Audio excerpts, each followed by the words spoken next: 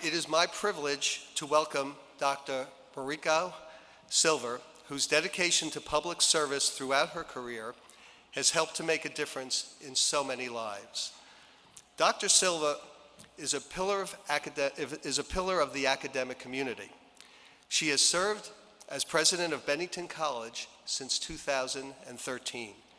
Previously, she was a senior advisor to the president of Arizona State University and held roles in the Obama administration, in the administration of former Arizona Governor Janet Napolitano, and at Columbia University. In the Obama administration, Dr. Silver served as acting assistant secretary for international affairs and deputy assistant secretary for international policy for the U.S. Department of Homeland Security under Janet Napolitano. She spearheaded the creation of the first department-wide international strategy, managed the department's international engagements, and co-developed a global initiative to enhance aviation security. Previously, when Janet Napolitano was Arizona's governor, Dr. Silver served as a policy advisor with responsibility for the state's public and private universities, community colleges and vocational institutions, the Arizona Department of Commerce, and Science Foundation Arizona. As senior advisor to Arizona State University President Michael Crow, Dr. Silver designed and led international and community initiatives focused on economic development, interdisciplinary science initiatives, and student success. She also served as professor of practice in the university's School of Politics and Global Studies. And she established international research and teaching partnerships, including the International University Design Consortium. To paraphrase President Crow, she has a very rare mixture of intellect, wisdom, global awareness, and a high degree of empathy well beyond her years. In the office of the Executive Vice Provost of Columbia University, Dr. Silver co-developed a multi-institution research response to the events of 9/11, and she helped establish the International Innovation Initiative. She has also worked in London, the United Kingdom, Bangkok, Thailand, and at the United Nations headquarters in New York City. Mariko Silver sits on the board of the Massachusetts Museum of Contemporary Art and is serving a 3-year term on the New England Association of Schools and Colleges. She serves on the Climate Leadership Steering Committee of Second Nature, an organization that works with colleges and universities to make the principles of sustainability fundamental to every aspect of higher education. Dr. Silver has also served on the boards of the Humanity in Action Foundation, Planned Parenthood of Arizona, and the Arizona Commission on the Arts. She is a member of the American Association of Geographers and a former term member of the Council on Foreign Relations. Mr. President, for Dr. Mariko Silver's achievements in academia, government, and many other areas of public service, it is my honor to present her to you as a candidate for the Doctor of Humane Letters honoris causa.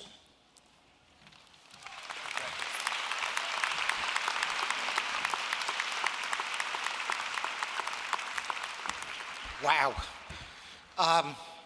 Dr. Silva, in recognition of your incredible record in public service and your many accomplishments in education, and on the recommendation of the full Board of Trustees, I am so pleased and honored to confer upon you Doctor of Humane Letters degree honoris causa. Congratulations. Somebody's going to host you.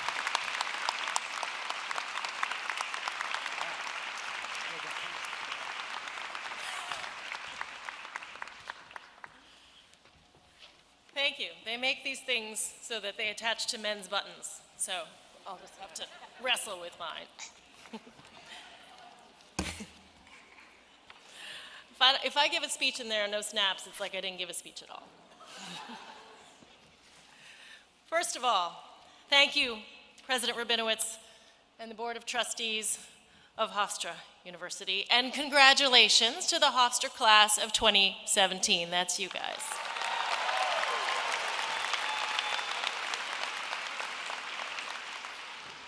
I'm genuinely thrilled to be counted honorarily among your ranks. Y'all look like great company. In fact, I know you're great company because I know you've been exposed to great ideas, given phenomenal opportunities to flex those mental muscles and build a community of thinkers and doers together. So they've given me 5 whole minutes to congratulate you on your achievements, give a glimpse of the future, which obviously I know all about, hopefully share a little bit of wisdom, help you process this monumental moment in your lives, and by monumental I'm talking to all of you parents as well, and of course, in the lives of your community of friendships. It's impossible. It's just not possible to do that in 5 minutes. Except that I'm supposed to tell you that nothing is impossible. That's what they brought me up here to do. But here's the real truth. I don't remember a single thing that my graduation speaker said when I graduated from college. So you will likely remember little of what I say, except the thing about, the hood. But that is as it should be. Because it's not about me, it's about you. Remember instead who you sat next to, what the faces of your teachers and loved ones look like at this moment. If you do remember one thing I say, though, you guys are so good at following instructions. You're looking at each other, you're looking around. I got more instructions for you. I'm a teacher, I can't help it. If you do remember one thing I say, though, remember that you are ready. And you're not ready just to survive in the world as you find it, because you have Hofstra degrees. You are ready to make the world as you want it to be. A college education, a degree, doesn't make you all powerful, but it's pretty darn powerful. In the course of your Hofstra educations, you wrestled with new ideas and through problems, generated new ideas of your own. You built things. You passed tests, otherwise you wouldn't be here today. You reached new heights. You met people who devoted their lives to thinking through knotty dilemmas and have devoted their lives to serving others. You've met many people whose backgrounds and lives are different from your own. You've met people from all around the world and all walks of life. You are ready because you've gotten a glimpse of the world's complexity, the beauty of that complexity, here at Hofstra. And though it may not seem this way when you guys are scrolling through your phones and looking at the news, the world is ready for you. In fact, the world needs you. The world at the moment might seem particularly hard to grasp, to see, to comprehend. No matter what your political leanings, I think we can all agree that in the political realm, the realm of the governing, both here and abroad, things seem to be moving at warp speed and sometimes in crazy directions. Every moment in the 24-hour news cycle brings new surprises. Labor markets are changing. The jobs of 15 to 20 years from now may bear little resemblance to the jobs of today. That's terrifying, but it's also hugely exciting because you guys are ready for it. Okay? You're graduating with a set of facts, figures, and concepts under your belt about the archaeology of the African diaspora, analytic chemistry or crystallography and mineralogy, financial skills for life, and how The Simpsons saved American literature. You know these things now. And if you didn't take any of those classes, don't worry. I'm sure there are alumni courses available. You can catch up later. But you also graduated with a set of capacities for building teams and communities, for asking questions and seeking out answers, for solving problems big and small, for making an argument and finding a shared path forward. These capacities reach far beyond your majors and minors and equip you to launch into the realm of the unforeseeable and the yet to be imagined. Some of you may be the first in your family to go to college. Many of you may be the first in your new environments to do lots of things. First to create a new job that hasn't been invented or imagined yet. First, environmental scientists to figure out how to replenish the polar ice caps. If you figure that out, just give me a call. First to cure a previously untreatable disease and to make that treatment affordable. First woman president of Hofstra. Certainly for all of you, there will be many new firsts ahead. At each new juncture, your Hofstra education will boost you up with the ability to respond to the contingent, the unplannable, the unexpected, even if you don't know it yet. In your time here, you have gained the capacity to take on the world as it is now, as unknowable as it may seem, and create the future as you want it to be. I'm talking to you in the back. And the world needs you. How do I know? One of my mentors has often said, if you think the world is perfect exactly as it is, then go ahead and follow in someone else's footsteps. Follow them exactly. Follow all the rules they made. But if you think a few things need to change, then get out there. Throw your hat in the ring. Stake new ground. Because in that case, the world needs you.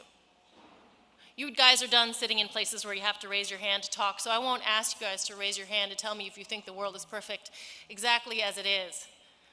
But I've never sat in a room, whether it's a one-on-one conversation or a stadium, and had anybody tell me they think the world is perfect exactly as it is. Now, that world does not mean we have to all be globe-trotting, world-spanning, earth-shaking. The world out there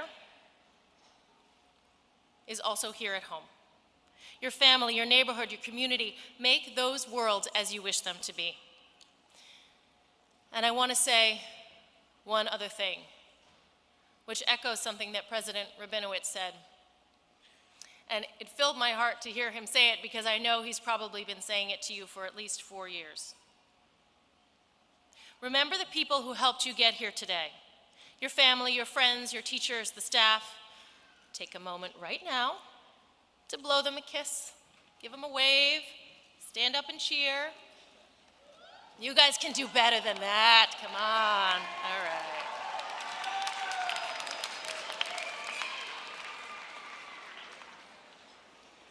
Learning, making, doing, creating, and especially leading. She's still waving, which is awesome. Especially leading. These are not solitary activities, even if you sometimes might feel alone. We are all dependent on others. Every success you have in life will depend, yes, on your own grit, determination, and hard work. You guys know that. But it will also depend critically on other people. Those people might be your family and friends. They might be your mentors and teachers. They might be your bosses and coworkers. They might be people you really love, but look out, they might also be people you really don't like. It's true. Take my word for it, it happens. I mean, it doesn't happen at Bennington, and it never happens at Hofstra, obviously. But elsewhere in the world, in the so-called real world out there, all you people in the nosebleed seats up there can attest to this. Sometimes there are people you don't like, and sometimes those people are the people you need, and they need you. Remember, too, that those people who lift you up and make your successes possible might be people who do the invisible and often unheralded work. Work that allows you to eat, to commute, to raise children, even to make sure the toilet flushes. Somebody works on that. Don't ever forget it.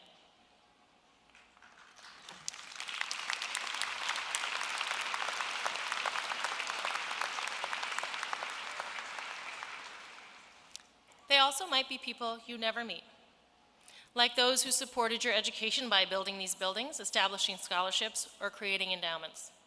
They have invested in you. I applaud those of you, especially, who have chosen career paths in which you will devote your working hours explicitly to helping others. But for all of us, remember, it's helping others that makes any life worth living. Remember, too, to be kind. Remember to try to put yourself in the other person's shoes. Remember to look people in the eye and shake their hands. Remember to say please and thank you. It matters. It matters every day. Congratulations to you. Class of 2017, you have worked so hard to get to this point, and I suspect you've forged relationships that will stay with you as you continue out in the world to work tomorrow, the next day, the day after that, God forbid, 20 years from now. I know you will use your Hofstra educations to make the world kinder, more just, more humane, more sustainable, more prosperous, more equal. I look forward to watching you do it. Congratulations.